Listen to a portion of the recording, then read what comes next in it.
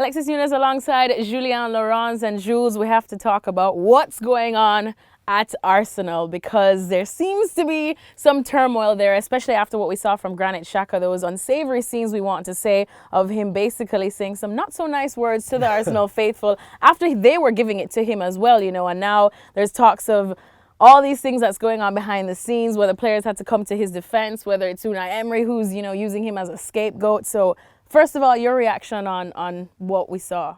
Yeah, I mean, I thought Xhaka was wrong in the way he behaved after being subbed off in that game against Crystal Palace. I was there, I could feel straight away that there was something that was going to go wrong. I mean, first of all, he was not happy to be subbed off, but no one is ever, you know. So but this has been going on for some time now, we know. He was taken off against Aston Villa. I think the difference is that against Aston Villa, only what, 3 weeks ago maybe, he ran off, you know, to be subbed and everything. On Sunday, he took his time, he walked, and I think that also angered the Arsenal fans. Took his shirt off as well. So then they booed him. He reacted badly, took the shirt off, sort of dumped it on the floor more than threw it, but still. And as an Arsenal captain, that's not what you want to see. And I'm not a big fan of fans booing their own players either, or insulting their own players. I don't think that's right either.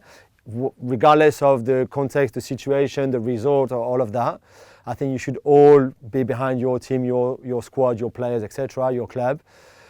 But that's not an excuse for his reaction either. That was out of order. He was wrong. I think Unai Emery said it after the game. He was wrong, and the feeling is that, you know, I think the problem is Arsenal are not winning matches. I know it's a bit simplistic, but it's true. There was that defeat at Sheffield United, who I think was a bad one in terms of the way the players played, the attitude. You know, Emery in a way, his coaching and etc. The win against Vitoria in midweek in the Europa League, I think, papered over the crack with Nicolas Pepe's 2 late goals to win it. Again, the performance was not good enough. And then again on Sunday when they lead 2-0 and they throw that lead away and it's 2-2 and so there's frustrations that have built up. I think a lot. Do you think he's going to lose the captaincy over this? Do you think he should? I think it's a really tricky one because you know, obviously he was chosen by the players who sort of elected it, if you want, him and 4 other vice captains. I think there's a point to strip him of the captaincy. I think clearly after what he did. There's also a way of having a chat between him and Unai Emery and Edu, the sporting director, maybe Raul Sanllehi as well, the head of football at the club, and see how they can sort this one out. He's an important player in the dressing room. That's why the players elected him. He's a strong character. He seems to have the support of some of the players as well. Yeah, I mean, Hector Bellerin tweeted, look, that we're all human, we all have emotions, but obviously when you're captain, you can't really be doing that. True, and it's also a time where, because the results are not as good as they should be, maybe, and Arsenal, it's not a bad start of the season. You know, they're 5th in the table. They're still in touch very much with Chelsea, for example, and with the top 4 and all of that. So it's not like if they were already fighting against relegation, but things could have been much better. There's the points you drop against Watford. There's the point you drop at Sheffield United. There's the points again you dropped against Crystal Palace. So all of that could be much better, and yet they still have, you know, they have lost 2 games in the season so far. So it's not that bad. However, do you think there's something going on behind the scenes, probably, like, that's causing all this tension as well? But I think the word frustration is a good one. I think Emery is frustrated because the team is not playing as well as he wanted to. I think the players are frustrated because maybe there's a lack of clarity on how they should play. You know, he changes a lot of the formation. We saw a 4-4-2 formation against Palace that we hadn't seen this season so far. You know, we've seen Pepe and Aubameyang together up front against Liverpool. We saw a 4-3-3 that doesn't really suit Aubameyang. So there's a lot of, okay, we're trying this. Does it work? Does it not work? So I think people get frustrated by that. I think the fans are frustrated because the result could or should be better.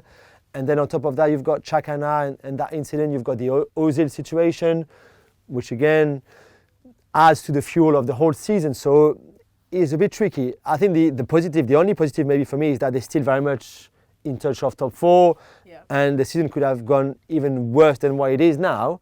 So if they can sort out the Ozil situation, the Xhaka situation, and get back to a bit more identity in the way they play, things can improve, but things can also go worse. And if they get beaten by Liverpool in the League Cup in midweek, and then next weekend against Wolves, I think, in the league. It's always tricky. It's always tricky, so we'll have to wait and see. But frustration, I think you summed it up quite well, is very much the feeling right now. But quickly, just before we go as well, because this Granit Xhaka, or this animosity towards Granit Xhaka, I guess we could say, from the Arsenal faithful, is nothing really new as well. We've seen the frustrations kind of building up over some times, and some even questioning if he's fit to be captain just at all.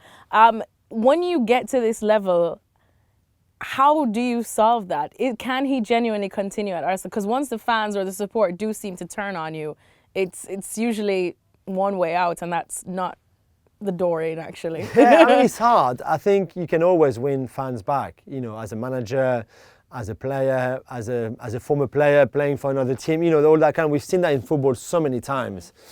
We see Neymar trying to do it back at PSG. Exactly. That's the prime example. That's exactly what I was going to say. So fans, they love you if you're good. They don't like you if you're not good. At the moment, Xhaka hasn't been playing that particularly well this season. I think they showed that they didn't really enjoy his performances recently. That's why they were kind of happy that he was subbed off, and then angered that he took so long to go off the pitch.